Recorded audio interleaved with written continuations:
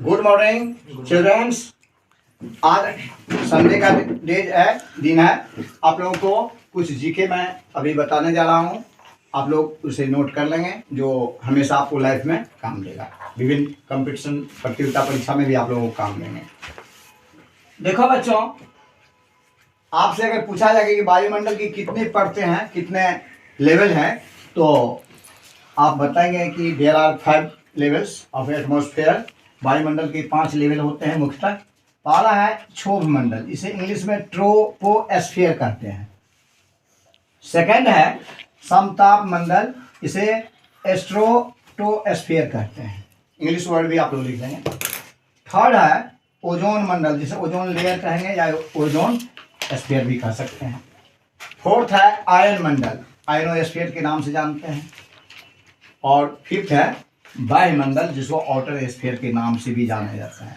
सभी का लेवल जो है एटमॉस्फेयर में अलग अलग ऊंचाई पर अलग अलग नाम से जाना जाता है, जिसके बारे में विस्तृत मैं आप लोगों में पहले भी बता दिया हूँ। ठीक है, अब देखो सेकंड है 7 बहनों की राज्य। ये हमारे इंडिया से रिलेटेड है, सिस्टर ऑफ इंडिया। हमारे भारत के नॉर्थ ईस्ट साइड में 7 मेन स्टेट है, छोटे छोटे राज्य। वो पहाड़ियों का राज्य भी है। वहाँ प्राकृतिक दृश्य भी बहुत अच्छा माना जाता है, नेचुरली प्रॉपर्टीज भी देखने को मिलते हैं। और उसमें 7 स्टेट आ जाते हैं, जिसमें है असम फर्स्ट में, सेकंड अरुणाचल प्रदेश। आप सीरियल नंबर किसी का भी नाम लिख सकते हो। थर्ड है मेघालय, फोर्थ है त्रिपुरा, फिफ्थ नंबर है मिजोरम, इसके बाद है नागालैंड और मणिपुर। यहाँ जो आप अरुणाचल प्रदेश देखते हैं, देखिए कुछ विशेषताएं भी इसका है। वो हमारे भारत के सबसे नॉर्थ और ईस्ट में है।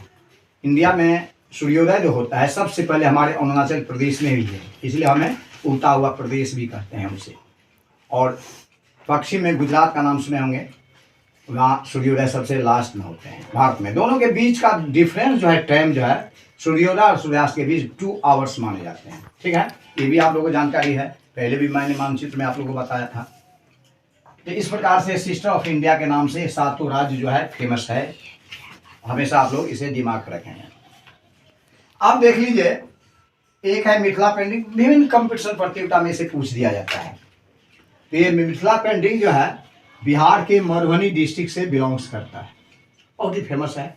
वहाँ मिथिला पेंटिंग में विभिन्न डिजाइंस, आकृतियाँ, धार्मिक हो या प्राकृतिक हो, उसे दर्शाया जाता है। उसका विशेष केंद्र भी है, उसे सिखाया भी जाता है। बहुत ही फेमस। जब कभी मधुबनी जाओगे बिहार, तो वहाँ के स्टेशन पर भी जाओगे तो रंग बिरंगे चित्र आपको दिखाई पड़ेगा। बहुत ही प्राकृतिक दृश्य वहाँ पर स्थापित किया गया है, दीवारों पर, मकान के ऊपर उसे वर्तित किया गया है। अब देखो, तो एक बच्चे ने मुझे पूछ लिया था कि मधुबनी का बाउंड्री क्या है सर, बिहार में जाएंगे तो क्या है, तो आप उसे भी जान लेंगे। मधुबनी जिला जो है उसकी बाउंड्री जो है, उत्तर में वहाँ नेपाल है, एक छोटा सा देश है आपके भारत से समीप नेपाल है। बॉर्डर पर ही है मधुबनी डिस्ट्रिक्ट, और उसके नॉर्थ में नेपाल है। साउथ में, दक्षिण में दरभंगा जिला पड़ जाता है उसका। इसी प्रकार से पूर्व में सुपौल जिला है, जहाँ से कोसी नदी भी प्रवाहित होती है उस डिस्ट्रिक्ट से, सुपौल से। और पश्चिम में सीतामढ़ी है, जो आप लोग जानते ही हैं।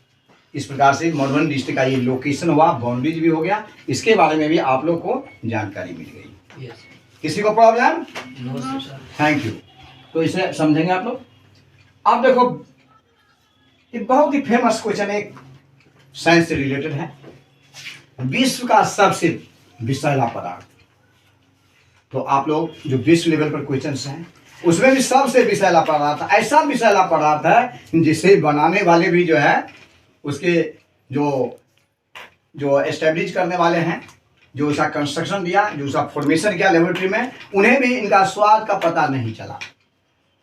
कुछ वैज्ञानिक इसके स्वाद पाने की दृष्टि से स्वर्ग में पास भी हो गए, चले भी बस गए, माने उसकी मौत भी हो गई। क्यों? कि आप लोग जानते हैं कि एस का मतलब होता है स्वीट, मीठा। एस से सावर भी होता है, यानी खट्टा भी। तो वो एस के बाद दूसरा कोई भी लेटर डिनोट नहीं कर पाए, लिख नहीं पाए पेपर पर स्वाद पाने के बाद। उसके बाद उसकी मृत्यु सुनिश्चित हो गई। समझ गए?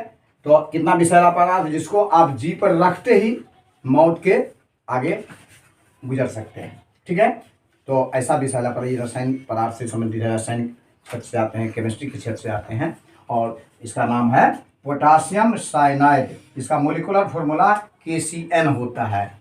कभी आप लोग इस क्वेश्चन को नहीं भूलेंगे, कई कंपटीशन में भी पूछ दिया जाता है इसे। समझे बच्चों? तो आज का जीके जो है, जो आप लोग नोट कर लेंगे और इसे ध्यान पर रखेंगे, और आप लोग इसे सब्सक्राइब भी कर देंगे, अपने अपने फ्रेंड्स को भी सूचित कर देंगे, इसको लाइक भी कर देंगे। Thank you very much.